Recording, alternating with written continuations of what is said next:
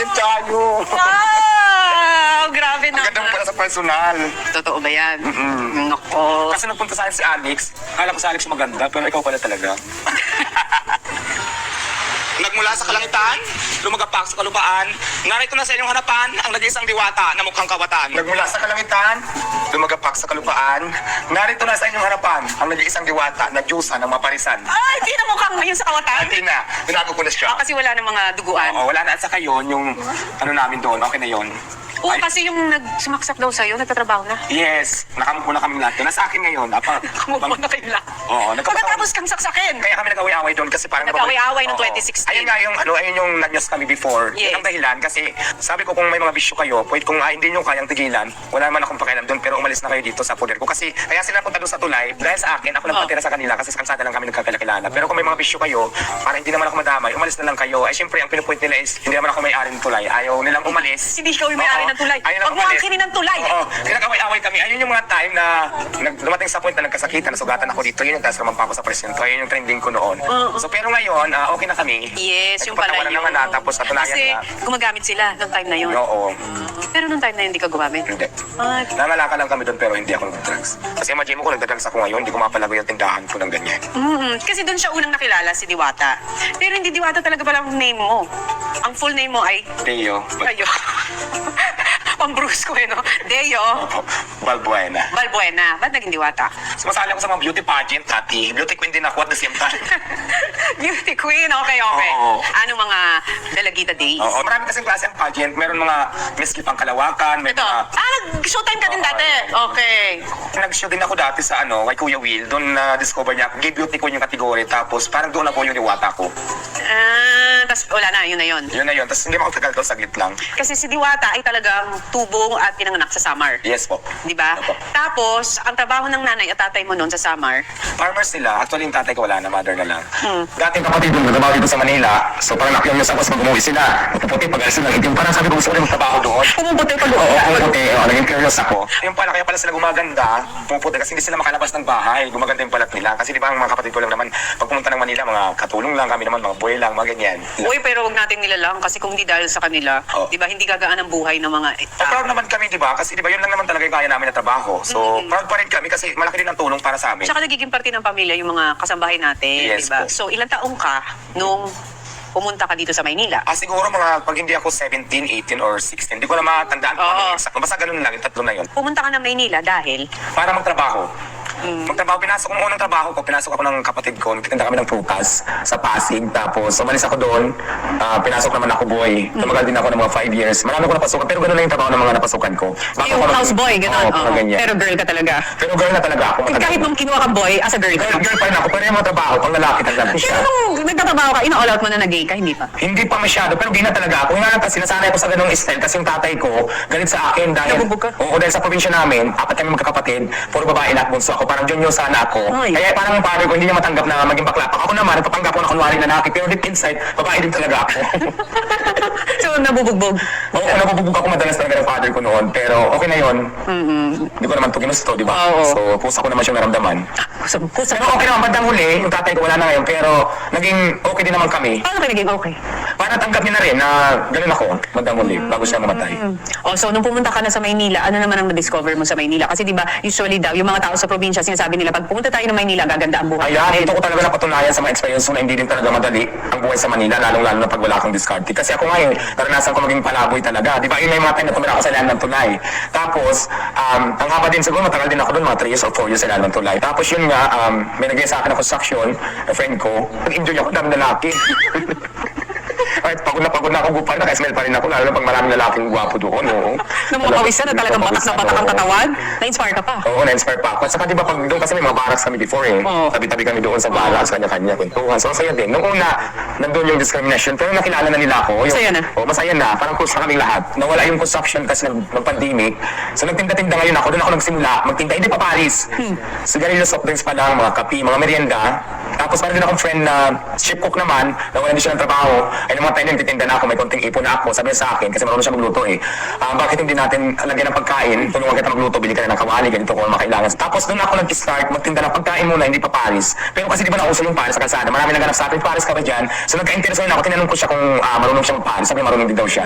So ito ngayon, kinarin ko na siya, natutunan ko na. Wala na din kasing friend ko eh.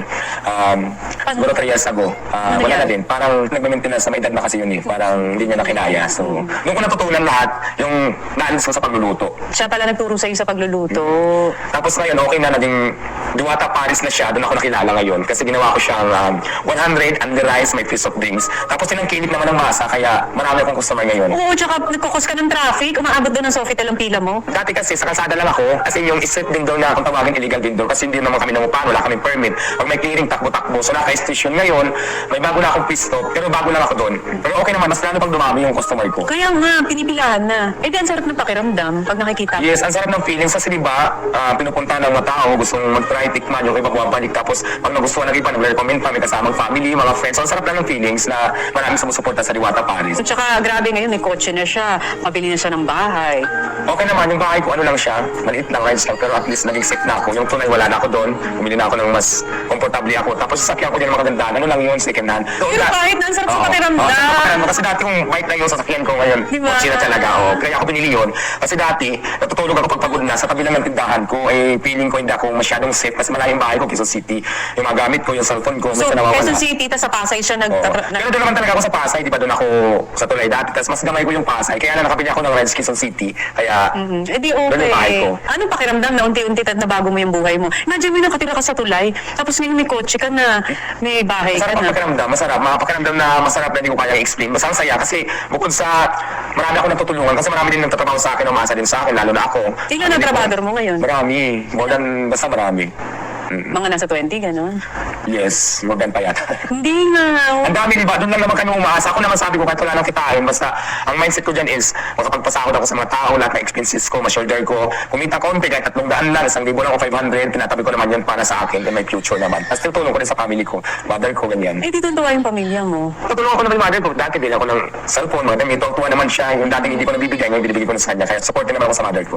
So ano yung pwede mong i-share dun sa mga nanonood sa atin? Kasi pwedeng yung iba, sila yung nakatira ngayon sa tulay, or pakalat-kalat sila sa kalsada, or sila yung galing probinsya na pumunta dito sa Maynila, tapos hindi nila alam kung ano magiging kapalaran nila dito.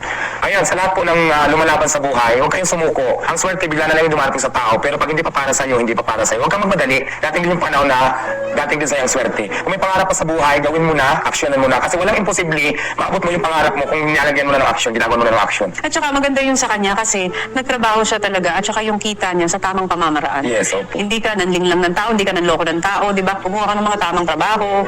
Alam mo yun, unti-unti mo talaga. Yes, step by step. Patulad niya dati, nasa kalsada ako, di ba, nababasak dahil sa mga gamit. Ay ngayon naman, ini-improve ko talaga yung friend seeking ko, natintinda ko. Bumili na ako ng lutuan talaga ng Seeking Joy. Seeking Oo, Joy. tapos yung kusina ko na laging binabas nila sa akin, in-improve ko talaga. Nagpagawa na ako ng kusina, may mga gamit na rin talaga. Na para, May nagbabash pa din. marami akong basher before, pero ngayon okay naman. Kaya lang, basher kasi, hindi ko inintindihan eh, kasi wala silang naiambag na tulong sa buhay ko, bakit ko siya naintindihan? At the end of the day, ako pa rin mag-aangat sa sarili ko, hindi naman sila. So ngayon, pagtatanungin kita, di ba sabi mo huwag kang tumigil sa pag-abot ng pangarap mo.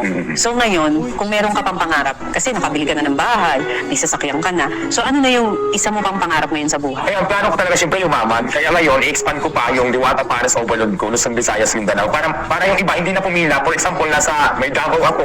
Yung mga taga Davao, di pupunta ng Pasay para tikman yung ano ko. Kasi meron pa mga taga-Davao pumupunta sa'yo? Mayroon, may Iloilo pa nga, ang dami, iba't ibang lugar. Hindi ko lang alam kung totoo na galing sila doon. Basta maraming galing Yung tourist Bisaya. spot, ang parisan ni Yung iba Diwata. naman na nakakatawa, galing ibang bansa. Pupunta rin. Paglapag ng airport, kain muna sa akin. Tapos yung iba, paalis pa lang, dadaan muna sa akin. Parang ganun. Maraming ganun ako nakausap. Tapos mayroong galing probinsya na pumunta lang talaga doon para tikman na yung Paris ko. So nakakatawa, ang sarap ng feelings talaga na nag-i-import pa sila para matikman lang yung Paris ko na only rice with soft drink 100 pesos. Eh, gumastos sila ng pagkamahal-mahal, di ba? So natutuwa naman ako doon. Maraming salamat sa inyo. Pero alam mo, sana maging motivation ito sa lahat ng mga nanonood sa atin ngayon na kayang-kaya mo talagang baguhin ang buhay mo. Yes. No? Hindi dahil mahirap ka or ito yung sitwasyon mo ngayon habang buhay ka lang nandyan. Nasa sayo pa rin talaga. Yes, nasa pen talaga ang susi kung paano mo iangat yung sarili mo.